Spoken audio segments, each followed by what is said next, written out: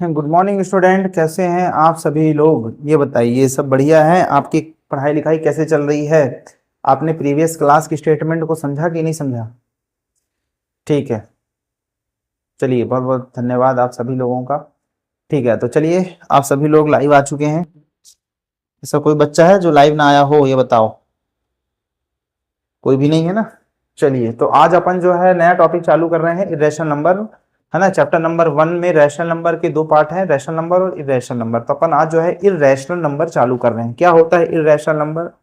जैसे rational number आपको पता होगा कि ऐसा नंबर जिसे अपन पी बाई क्यू के फॉर्म में अपन डिनोट कर सक रहे थे, ठीक है ना। जैसे 3/5 हो गया, 5/6 हो गया, है ना, 0.1 हो गया, है ना। इस तरीके के नंबर क्या कह लेते थे? Rational number. अब इरेशनल क्या है कि ऐसे नंबर्स, है ना, a number is called irrational if it can not be written in the form of p upon q where p is not equal to 0। इसका मतलब क्या है कि ऐसा नंबर इसे अपन पी अपॉन क्यू के फॉर्म में डिनोट नहीं कर सकते, सिंपल। उसे क्या कहते हैं? इरेशनल नंबर, ठीक है ना। जैसे एग्जांपल के तौर पे रूट 2, रूट 3, रूट 5, रूट 6। मैंने एक टर्म्स आपके सामने लिखी होगी, इम्परफेक्ट स्क्वायर। चलिए, लाइट गुल होने के कारण थोड़ा सा वीडियो में रुकावट है, उसके लिए क्षमा चाहता हूँ, ठीक है ना। तो मैंने एक चीज लिखी होगी, इम्परफेक्ट स्क्वायर रूट और इम्परफेक्ट क्यूब रूट। इसका मतलब क्या होता है? देखिए, आपने बचपन से ही पढ़ा होगा स्क्वायर रूट का। स्क्वायर रूट मतलब, जैसे आपने पढ़ा होगा कि रूट 4, ये क्या होता है? रूट 2, इसकी वैल्यू कितनी होती है? 2 होती है, ठीक है ना।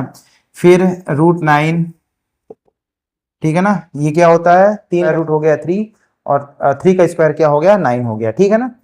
और 4 का क्या हो गया? 16, ठीक है ना। तो ये क्या हो गया? ये तो परफेक्ट स्क्वायर्स है। मतलब यदि, चलिए, तो यदि मैं देखूं कि रूट 4 की वैल्यू क्या है? 2 है, रूट 9 की वैल्यू क्या है? 3 है, रूट 16 की वैल्यू 4 है। इसका मतलब ये क्या है? स्क्वायर रूट है, परफेक्ट स्क्वायर्स है। तो 2 क्या है? रैशनल नंबर है क्या? हाँ, बिल्कुल है। इसको मैं 2/1 लिख सकता हूँ, इसको मैं 3/1 लिख सकता हूँ, इसे मैं 4/1 लिख सकता हूँ। इसका मतलब ये है कि जो भी परफेक्ट स्क्वायर्स होंगे, है ना, वो रैशनल नंबर कहलाएंगे, इरेशनल नहीं कहलाएंगे। क्योंकि अल्टीमेट उनकी जो वैल्यू निकल के आती है वो एक नंबर्स के फॉर्म में निकल के आती है ना। और उन्हें अपन रैशनल नंबर के फॉर्म में लिख सकते हैं। लेकिन जो इम्परफेक्ट स्क्वायर होते हैं, मैं बोलूं कि आप रूट 2 का स्क्वायर रूट निकाल के दिखाइए, आप नहीं बता पाएंगे। रूट 3 का नहीं बता पाएंगे, रूट 5 का नहीं बता पाएंगे, रूट 6 का भी नहीं बता पाएंगे, रूट 7 का भी नहीं बता पाएंगे, रूट 8 का भी नहीं बता पाएंगे। इसी तरीके से इन परफेक्ट क्यूब रूट भी जो होते हैं, वो इरेशनल नंबर की कैटेगरी में आते हैं। कैसे? मैं आपको बोलूं कि भाई 2 का क्यूब क्या होता है? 8 होता है, ठीक है ना। या ऐसे में बोल सकता हूं कि 8 का अगर क्यूब रूट में निकालूं तो ये आता है 2। फिर 3 का अगर मैं क्यूब करूं, ये आता है 27।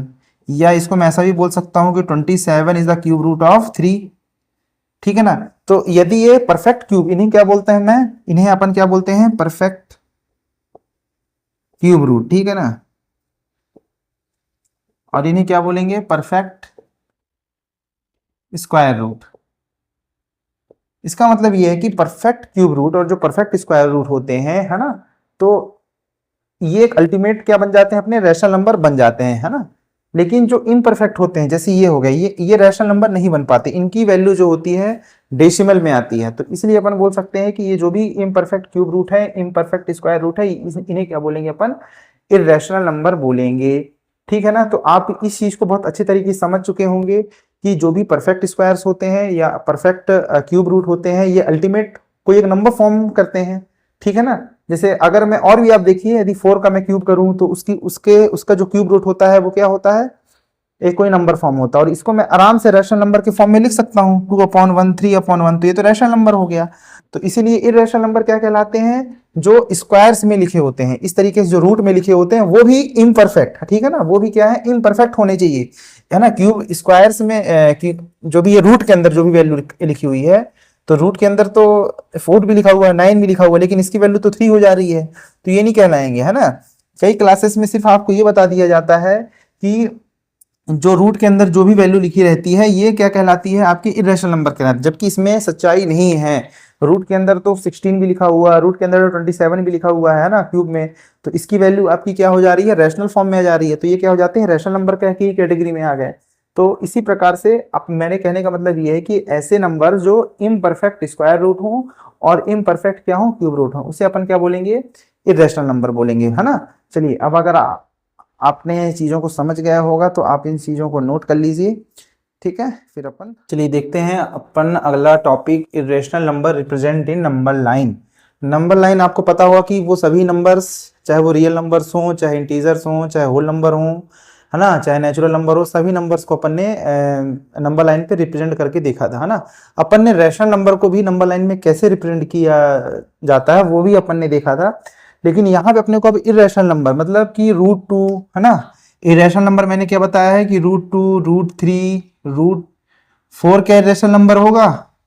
नहीं होगा, क्योंकि ये परफेक्ट स्क्वायर, ये इरेशनल नंबर नहीं होगा, है ना। √5, है ना, ये किसी का स्क्वायर नहीं होता, ये एक इरेशनल नंबर होगा। अब इनको नंबर लाइन में अपने को कैसे रिप्रेजेंट करना है ये आप देखिए, ठीक है ना। तो सबसे पहले अपन क्या करेंगे कि सबसे पहले अपन √2 को रिप्रेजेंट करेंगे। तो √2 को रिप्रेजेंट करेंगे तो इसको अपन ओरिजिन मान लिया, अपन 0 से चलना चालू करते हैं 1 तक, ठीक है ना। तो ये एक लाइन हो गई, 1 यूनिट, ठीक है ना। इसी प्रकार अपन 1 यूनिट यहाँ भी ले लेते हैं। 1 यूनिट कोई भी सकती, चाहे वो 1 मीटर ले लो आप, चाहे 1 सेंटीमीटर ले लो, कुछ भी ले सकते हो, ठीक है ना।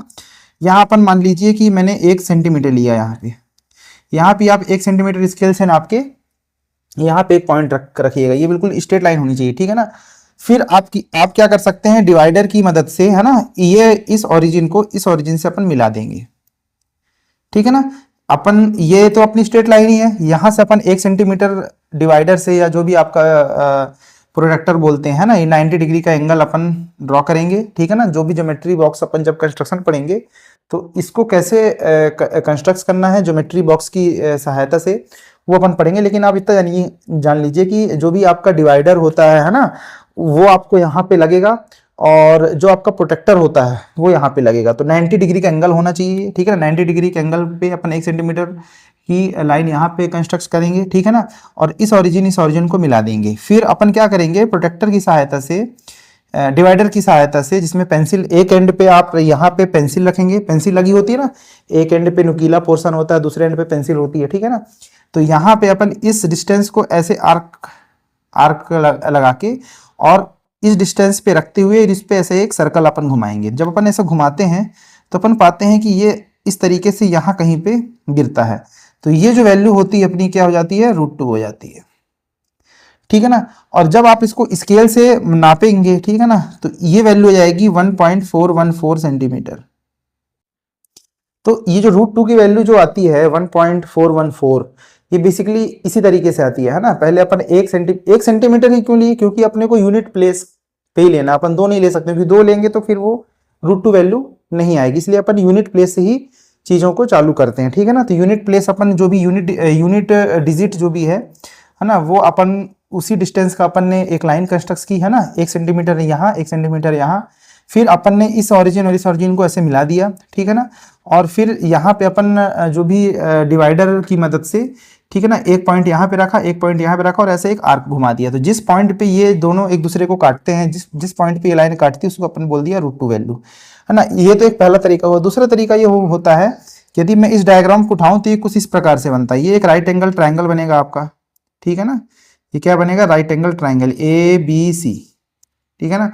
इसकी वैल्यू 1 है, इसकी वैल्यू भी 1 है। तो अपन इसमें पाइथागोरस थ्योरम लगा सकते हैं, AC² = BC² + AB²। ये हो गई पाइथागोरस थ्योरम, ठीक है ना। अपने को क्या चाहिए, AC², ये हो गया आपका 1, BC कितना है 1, तो 1 का स्क्वायर प्लस 1 का स्क्वायर। तो AC² कितना हो गया, 1 का स्क्वायर 1 + 1, ये हो गया AC² = हो गया 2, और AC² उधर जाएगा, क्या हो जाएगा, √2।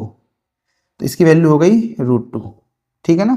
तो कहने का मतलब ये है कि ये जो इसकी जितनी लेंथ है, ठीक है ना, ये √2 जितनी लेंथ है, ये जो √2 इस लंबाई को अपन ने क्या बोल दिया, ये जो लंबाई है कितनी है, √2 है। उसी √2 को अपन ने इसी नंबर लाइन पे यहाँ पे प्लॉट कर दिया, ठीक है ना।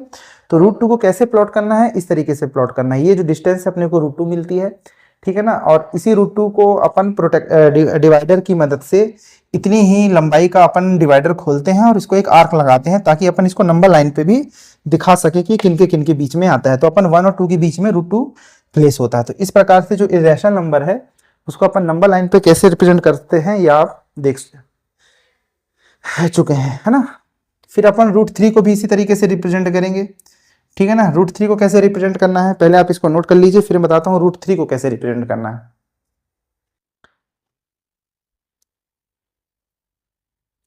चलिए रूट थ्री को अपन कैसे रिप्रेजेंट करेंगे वो अपन देखते हैं। तो सबसे पहली चीज अपन इस पॉइंट से एक परपेंडिकुलर ड्रॉ करेंगे, ठीक है ना। इस पॉइंट से अपन अपने को रूट थ्री की वैल्यू, अपन रूट थ्री को तभी रिप्रेजेंट कर पाएंगे जब अपने को रूट टू नंबर लाइन पे रिप्रेजेंट अपने को करते आ गया होगा, ठीक है ना। तो रूट टू अपने को पता है रूट थ्री को रिप्रेजेंट करना है, तो अब बहुत ही सिंपल है। रूट टू यहाँ पर है तो अपन यहाँ पे सेम एज इट इज, जैसे अपन ने यहाँ पे एक यूनिट डिस्टेंस का अपन ने एक लाइन ड्रॉ की थी, उसी प्रकार एक यूनिट डिस्टेंस की लाइन 90 डिग्री के एंगल पे यहाँ पे अपन ड्रॉ कर देंगे, ठीक है ना। ये 1 सेंटीमीटर अपन मान लेंगे इसको। फिर यहाँ पे अपन ने ड्रॉ कर लिया है ना, प्रोटेक्टर की सहायता से अपन ने इसको 90 डिग्री एंगल पे ड्रॉ कर लिया, ठीक है ना। ये अपने को पॉइंट मिल गया एक। फिर इस पॉइंट को और इस पॉइंट को अपन ने क्या किया, मिला दिया ऐसे करके, है ना। ये थोड़ा सा आड़ी तिरछी लाइन दिख सकती है, ठीक है ना। इस पॉइंट को अपन इस पॉइंट को ऐसे मिला दिया, ठीक है ना, मिला दिया। अब अपन ने क्या किया है कि डिवाइडर की मदद से इस डिस्टेंस को अपन ने इस एक कोने को यहाँ पे ऐसे फिक्स रखा, और जो आपका पेंसिल वाला नोक है उसको अपन ने इस पॉइंट पे फिक्स रखा, और इसको ऐसे करते करते करते करते आप जो है यहाँ पे अपन ने इस चीज को ड्रॉ किया। तो ये कुछ इस प्रकार से ऐसे ड्रॉ होगा, ये इस प्रकार से। तो ये जो प्लेस हुई ये हुई आपकी रूट थ्री, ठीक है ना। कितना सिंपल है।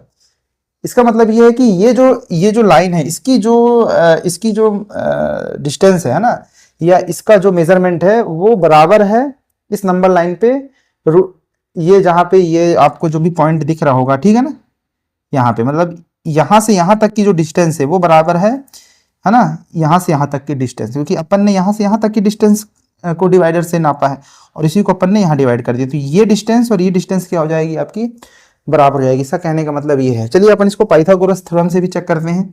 ये अगर इस तरीके से बना हुआ है, ठीक है ना, ये इसका बेस हो गया, बेस क्या हो गया, रूट टू हो गया, और इसका परपेंडिकुलर 1 हो गया। ए बी सी अगर मैं इसको नाम देता हूँ, है ना, ये निकालना है तो पाइथागोरस क्या कहती है, A C square equals to A B square plus B C square, ठीक है ना। तो ए सी स्क्वायर मेरे को चाहिए, ए बी स्क्वायर बेस कितना है रूट टू का स्क्वायर कर देंगे, बी सी स्क्वायर 1 का स्क्वायर, ठीक है ना। रूट टू का स्क्वायर क्या होगा, रूट टू का स्क्वायर क्या हो जाएगा, 2 हो जाएगा, है ना। इतना तो आता है ना आप सभी लोगों को। ये हो गया आपका ए सी स्क्वायर इक्वल टू 3, तो ए सी की वैल्यू आ गई आपकी रूट में 3, ठीक है ना। तो ये वैल्यू आ गई आपकी रूट 3। तो इसको अपन ने ये चेक भी कर लिया कि ये वैल्यू रूट 3 भी है, और इसको अपन ने डिस्टेंस करके यहाँ पे नंबर लाइन में प्लॉट किया तो ये यहाँ कहीं पे रूट 3 आ रही है, ठीक है ना। तो अपन ने ये भी चेक कर लिया कि ये जो डिस्टेंस आ रही है आपकी, ये रूट 3 आ रही है कि नहीं आ रही है। अगर ये रूट 3 नहीं आती इसका मतलब ये नंबर लाइन पे भी जो अपन ने इसको दिखाया हुआ है वो गलत दिखाया हुआ है। तो अगर आप स्केल से यहाँ तक की डिस्टेंस नापेंगे तो इसकी डिस्टेंस आएगी, रूट 3 की जो डिस्टेंस आएगी 1.732। ये यहाँ से आता है, जब आपको याद करने के लिए बोल दिया था ना स्कूल की, रूट 2 की वैल्यू इतनी है, रूट 3 की वैल्यू इतनी है, बेसिकली ये रूट 3 की वैल्यू इतनी आती है। जब आप एग्जैक्ट मेजरमेंट करके इसको कंस्ट्रक्ट करोगे, 1 सेंटीमीटर की लाइन यहाँ खींचोगे, है ना, ये आपका है ना 1 सेंटीमीटर की लाइन यहाँ खींचोगे, फिर इन दोनों पॉइंटों को मिलाओगे, तो ये इस डिस्टेंस को जब आप नापोगे तो ये 1.414 आएगी, जो रूट 2 की वैल्यू होगी, है ना। इसको अपन रूट 2 भी बोलेंगे। और फिर इसी प्रकार जब आप इस डिस्टेंस को नापोगे और इस डिस्टेंस को अपन डिवाइडर की मदद से यहाँ इस नंबर लाइन पे प्लॉट करेंगे, तो यहाँ से यहाँ तक की जो डिस्टेंस होगी और यहाँ से यहाँ तक की जो डिस्टेंस होगी वो लगभग 1.732 के आसपास आएगी। तो इस तरीके से अपन ने नंबर लाइन में किस तरीके से इसको रिप्रेजेंट करना है ये अपन ने सीखा। अगली क्लास में अपन इसी की एक्सरसाइज में रूट 5 को कैसे रिप्रेजेंट करना है, रूट 6 रूट 7 किस तरीके से रिप्रेजेंट करना है वो अपन देखेंगे। तब तक के लिए आप जो है चैनल को सब्सक्राइब कीजिए। वीडियो आपको यदि पसंद आ रहा है तो चैनल को लाइक कर लीजिए। मिलते हैं हम अपनी अगली क्लास में, तब तक के लिए मुझे अलविदा कीजिए। बहुत बहुत धन्यवाद।